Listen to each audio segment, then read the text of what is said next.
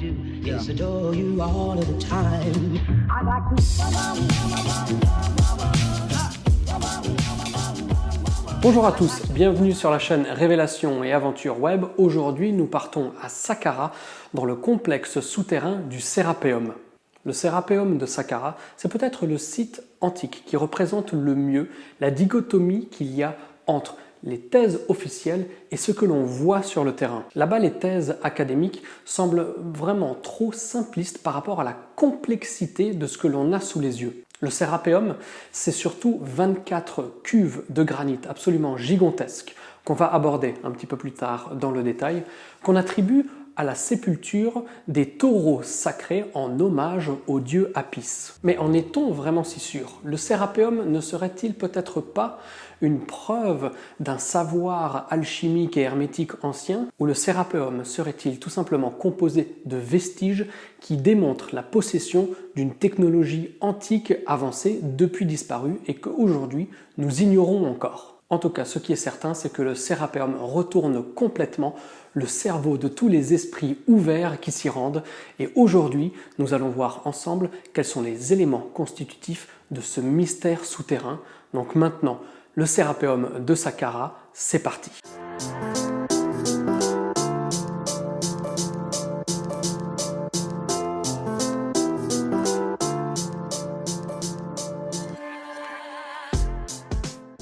Je me souviendrai toujours de ce matin frisqué de janvier, accompagné du nouveau groupe que j'embarque dans cette enquête grandeur nature. Alors que je descends les marches qui mènent à l'entrée du complexe souterrain du Sérapéum, j'apprends à découvrir les personnalités passionnées de ceux qui m'ont rejoint, ainsi que de leurs conjointes et conjoints. L'une d'entre elles est plutôt de nature sceptique. Légèrement sur ses arrières, elle semble attendre de voir de ses propres yeux plutôt que de céder à l'habituelle spéculation du microcosme Internet, ou simplement celle du groupe déjà surexcité par la découverte de ces lieux. Ingénieur habitué à travailler avec les contraintes souterraines de la construction de tunnels, celle qui était sceptique il y a quelques instants encore tombe littéralement des nues. Je cherche à comprendre ce qu'elle voit, mais force est de constater qu'elle est trop bouche bée pour émettre le moindre son explicatif. Quelques instants plus tard, une fois revenue à ses sens, elle se contentera de me dire discrètement qu'elle ne comprend rien. Quelques instants plus tard, je demande au guide local comment ils ont pu éclairer sous terre afin d'appréhender de manière sereine l'avancée des travaux. Il me dit avec des lampes à huile. Avec la quantité de lampes à huile nécessaire à l'éclairage du projet, combinée à leur durée d'utilisation et la bassesse des tunnels, environ 4 mètres pour les endroits les plus hauts, je suis surpris de ne voir aucune trace noire au plafond, absolument aucune. On peut se demander si les anciens bâtisseurs possédaient une source de lumière qui permettait de creuser sous terre. Car effectivement, le Sérapéum de Saqqara, on est à 10 mètres sous terre et la hauteur des plafonds est d'environ 4 mètres. On peut se demander si les constructeurs, si les bâtisseurs de l'époque possédaient une énergie, une source lumineuse qui leur permettait de travailler à 8 mètres sous terre sans qu'il n'ait à brûler quelque matière que ce soit. Ce qui est certain, c'est que sans le moindre rayon de soleil, aujourd'hui, on ne sait toujours pas comment ils ont pu faire cela. Qu'est-ce qui a permis le creusage de ces tunnels? Il y a forcément une technique, une technologie, une méthode qui nous échappe encore aujourd'hui. Et en tout cas, toutes ces techniques, elles ont permis la construction de ces 24 cuves gigantesques qui laissent pantois les plus fervents souscripteurs aux thèses officielles. Découvert en 1851 par Auguste Mariette, le Sérapéum est connu pour ses 24 coffres de granit.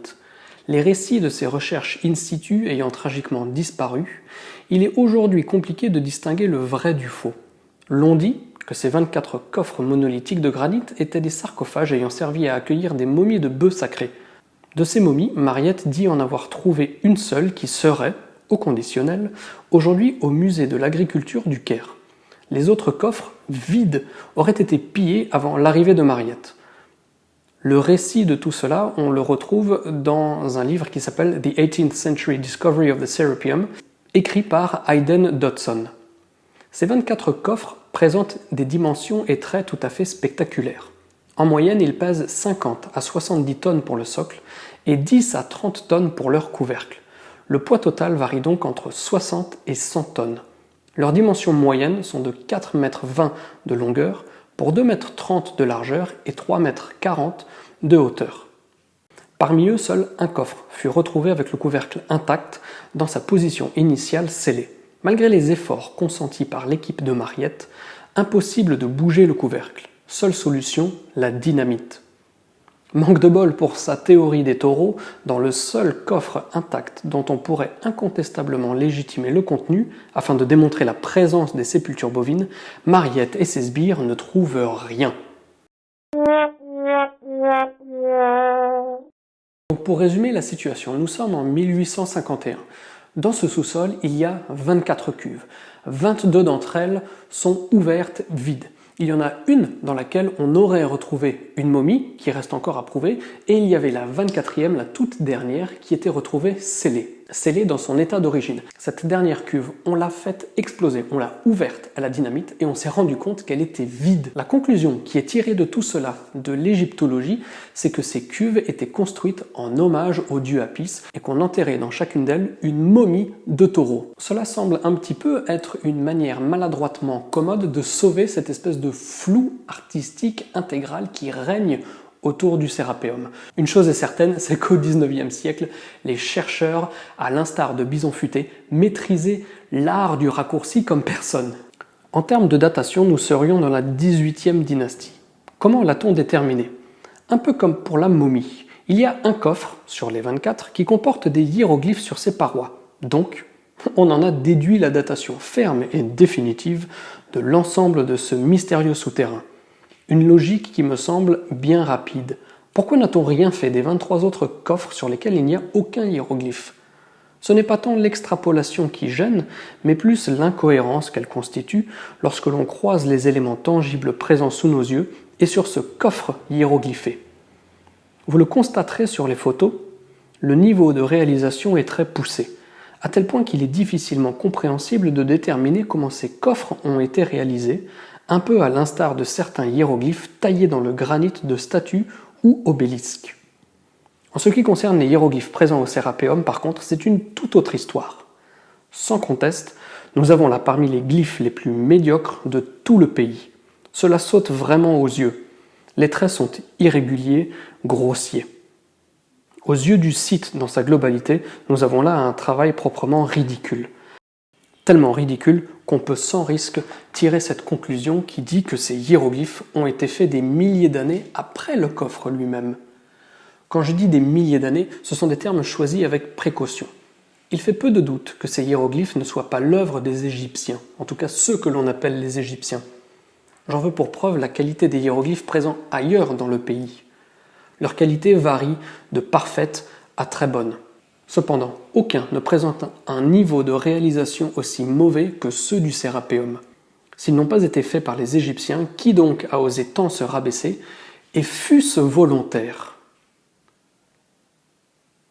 Soyons fous et émettons une hypothèse, l'hypothèse de la fraude intellectuelle. Nul besoin de crier au scandale sémantique, mais mettons-nous un instant à la place de Mariette et de son équipe. On peut aisément comprendre à quel point tout ce petit monde fut déstabilisé par la découverte du Sérapéum. Le brouillard dans lequel naviguait la team de recherche constituait une occasion en or de s'attribuer une grande découverte. Imaginons un instant, toutes ces personnes ayant parcouru des milliers de kilomètres, incapables de donner la moindre explication significative du site fraîchement découvert. Avouer son impuissance serait un aveu tonitruant pour la carrière de Mariette, vous pensez pas? Eh bien, pas forcément. Pas si Mariette décide, de concert avec ses chercheurs maîtrisant les hiéroglyphes, de prendre le temps de recouvrir les coffres d'inscriptions. Tout du moins un coffre. Ces inscriptions seront ensuite traduites et publiées, donnant une signification au site pour le bonheur de toutes et tous. Si la fraude scientifique sévit même dans les petits labos de recherche épargnés par les enjeux financiers, on peut aisément imaginer un chercheur opportuniste qui voit là une occasion bénie d'enfin se faire un nom.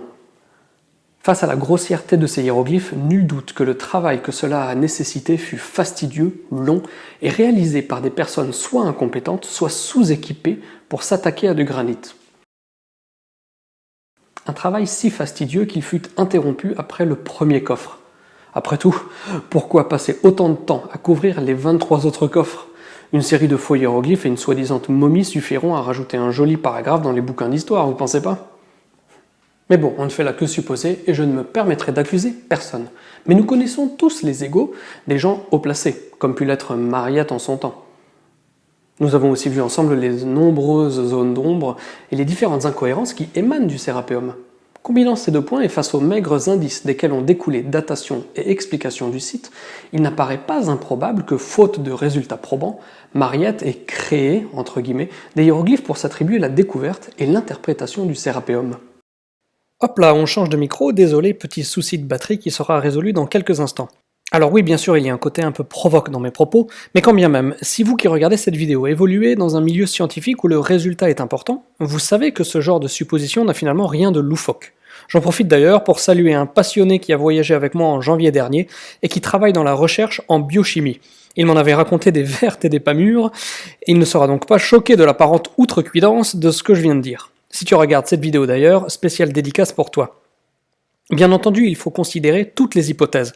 Parmi elles, celle de glyphes datant de l'époque dynastique.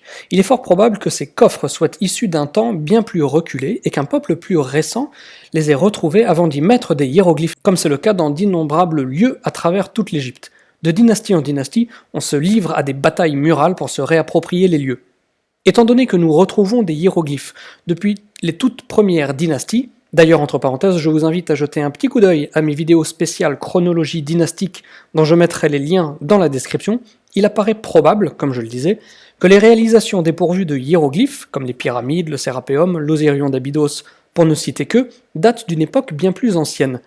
Le comportement dynastique est que les hiéroglyphes, entre guillemets modernes, sont gravés souvent avec maestria, mais en tout cas toujours avec un minimum de talent, et ce, sur la plus grande partie des zones disponibles à cet effet. Au Sérapéum, étrangement, il n'y a qu'une seule cuve recouverte sur les 24 au total. Ça ne ressemble pas du tout à du réemprunt égyptien. Comparaison n'est pas démonstration, certes, mais force est de constater que le Sérapéum est le seul site du pays où les glyphes sont là, très mal faits, trop mal faits, pour être crédibles, et sont d'un niveau qui ferait rougir les 30 dynasties qui nous passionnent. Une chose est certaine, c'est que si cette hypothèse frauduleuse n'est pas la bonne, il n'en reste pas moins vrai que nous sommes face à des hiéroglyphes d'une qualité absolument primitive, alors qu'ils sont posés sur une surface techniquement avancée. En tout cas, il est très improbable que les coffres et les hiéroglyphes soient contemporains. Il est à l'inverse bien plus probable que les hiéroglyphes aient été apposés bien plus tard par des gens maîtrisant moins les techniques et moins les outils.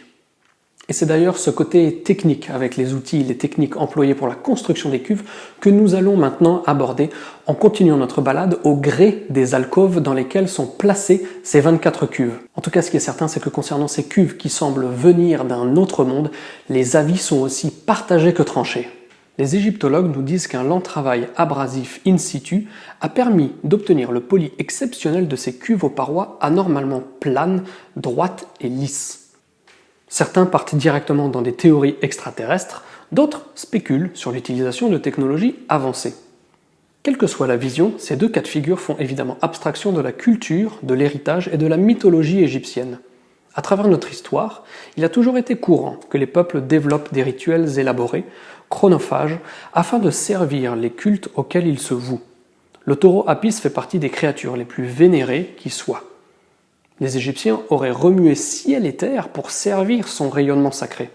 S'en remettre à des technologies disparues éclipse également le réel niveau de conscience et de connaissance des anciens Égyptiens. Mais ce n'est pas pour autant que la théorie officielle puisse tenir l'épreuve de la pratique. Le travail in situ des coffres n'est tout simplement pas possible.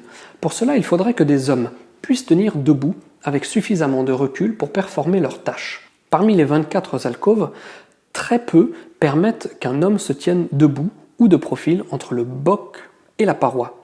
A fortiori, il est impossible que des hommes aient frotté du granit pendant des mois, pendant des semaines, pour le façonner. De là, il faut chercher la solution ailleurs. Trop massif pour le Moyen Empire, trop brut pour les périodes hiéroglyphiques, ces sarcophages ne ressemblent pas à ce qu'ont produit les pharaons. Si une civilisation égyptienne prédynastique a vu le jour, il y a fort à parier que ces cuves en sont issues. Comment ces blocs ont-ils été fabriqués, traînés sous terre, puis placés ici? Cela reste un véritable mystère. J'ai cependant découvert, en 2015, un petit détail qui donne une idée du niveau de sophistication des méthodes employées. Vous avez tous déjà renversé un verre d'eau sur une table. Vous voyez comment l'eau se comporte. D'abord, elle coule sur la surface de la table, puis elle vient se glisser le long de l'arête, et ensuite elle va venir faire un petit retour juste en dessous de la table avant que la gravité ne reprenne ses droits et que ça commence à goûter. Eh bien, c'est exactement la même chose que l'on retrouve sur les cuves finies du Sérapéum de Saqqara. Et c'est une chose absolument incroyable de voir de ses propres yeux. Car si on est encore aujourd'hui incapable de savoir comment est-ce qu'ils ont construit ces cuves, on sait au moins quel type de technique a été utilisé pour la finition de ces cuves. Cet ersatz d'époxy en dit long sur la maîtrise des alliages de l'époque. Ce n'est pas tant la conception et l'application de l'alliage qui surprend, mais bien la manière dont il a résisté à travers les millénaires. De quoi peut-il être composé ? Tout comme les analyses granitiques que je souhaite effectuer à Karnak, il faudrait ici aussi pouvoir échantillonner la substance inconnue. Un alliage intemporel n'a rien de surprenant quand on connaît le niveau scientifique des anciens, sans omettre le fait que l'Égypte est une terre sur laquelle est peut-être née l'alchimie. Les anciens appelaient leur pays Kémite, où vivait le peuple éponyme Kémite, premier peuple d'Égypte dont la tradition orale remonterait à 36 000 ans. Le nom Kémite trouve sa source dans le mot Alchem, signifiant terre noire, duquel a dérivé le terme alchimie. Alchimie que l'on retrouve dans la Table d'Émeraude, un des textes les plus célèbres de la littérature alchimique et hermétique. Composée de 14 formules allégoriques, dont la fameuse correspondance « ce qui est en bas est comme ce qui est en haut, et ce qui est en haut est comme ce qui est en bas », la Table d'Émeraude aurait été retrouvée dans le tombeau d'Hermès Trismégiste, fondateur grec de l'alchimie, et présenterait l'enseignement de la discipline. Les pères fondateurs des mouvements de pensée grecs ont ce trait commun d'avoir tous rapporté des connaissances obtenues auprès de prêtres initiés égyptiens. Cette référence, on la retrouve dans un livre d'Alfred Budge qui s'appelle The Gods of the Egyptians. Ce rapprochement, bien que mythologique à certains égards, saurait être considéré comme légitime. Cette légitimité ne posait en tout cas pas de problème à Isaac Newton, vous avez bien entendu, Isaac Newton, qui a traduit le contenu de la Table d'Émeraude dans le cadre de ses travaux alchimiques aujourd'hui archivés à la bibliothèque du King's College à l'université de Cambridge. Pour aller un petit peu plus loin dans la réflexion, voici les 14 formules traduites par Isaac Newton. C'est vrai, sans mensonge, certain et du plus vrai. Que ce qui est en bas est comme ce qui est en haut, et que ce qui est en haut est comme ce qui est en bas, pour faire les miracles d'une seule chose unique. Et comme toutes choses ont été et ont surgi de l'un par la médiation de l'un, ainsi toutes les choses tirent leur origine de cette chose une par adaptation. Le soleil est son père, la lune sa mère, le vent l'a porté dans son ventre, la terre est sa nourrice. Le père de toute perfection dans le monde entier est ici. Sa force ou puissance est complète si elle est convertie en terre. Sépares-tu la terre du feu, le subtil du grossier, gentiment avec grande industrie. Il monte de la terre vers le ciel et à nouveau il descend sur la terre et reçoit la force des choses supérieures et inférieures. Par ce moyen vous aurez la gloire du monde entier. Et ainsi, toute obscurité fuira de vous. Sa force est au-delà de toute force, car il vainc chaque chose subtile et pénètre chaque chose solide. Ainsi fut créé le monde, de ceux-ci sont et proviennent vraiment d'admirables adaptations dont les moyens ou processus sont ici en cela. C'est pourquoi je suis appelé Hermès Trismégiste, ayant les 3 parties de la philosophie du monde entier. Ce que j'ai dit de l'opération du soleil est accompli et terminé. En guise de conclusion exclamative, je vais partager avec vous certains résultats de recherche de l'équipe de Mariette. Pour je ne sais quelle raison, souvent ces résultats ne sont jamais évoqués dans les raisonnements par rapport au Sérapéum. Et vous verrez qu'ils vont nourrir les sceptiques qui, comme moi, pensent que ces coffres sont totalement démesurés par rapport à la tâche qu'ils étaient censés réaliser.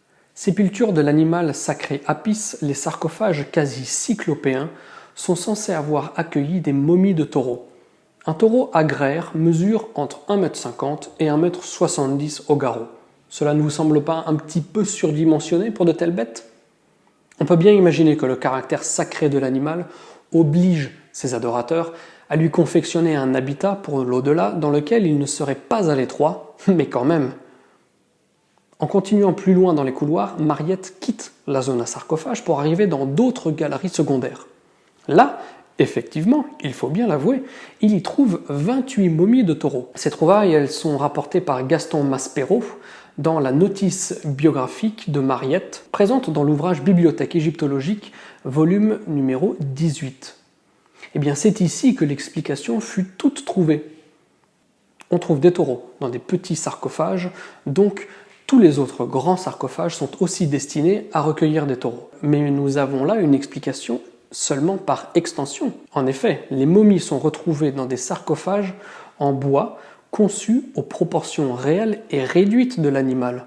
Et en plus de cela, les momies qui ont été retrouvées sont embaumées en position style sphinx, ce qui fait que les corps des taureaux qui y sont entreposés sont encore plus petits. Voilà, c'est déjà terminé pour cette vidéo consacrée au Sérapéum de Saqqara. J'espère que ça vous a plu. Si c'est le cas, comme d'habitude, n'hésitez pas à mettre des petits pouces, n'hésitez pas à vous abonner à la chaîne et à regarder les autres vidéos si c'est la première fois que vous tombez sur mes vidéos. Et je remercie également les professionnels de la taille de pierre, les professionnels du génie civil qui me contactent en message et qui me soutiennent et qui souscrivent en tout cas à ces théories alternatives, car grâce à leur expertise technique, si ils ne sont pas capables d'un côté d'apporter de nouvelles réponses, en tout cas, ils sont capables de démontrer grâce à leurs connaissances qu'il n'est pas possible de réaliser ce qu'on a sous les yeux avec les outils, les techniques et les méthodes qui sont d'habitude avancées par les théories académiques. Donc voilà, vous avez vu que le Sérapéum de Saqqara, c'est peut-être le site le plus énigmatique de toute l'Égypte ancienne, d'autant plus qu'il est assez peu connu.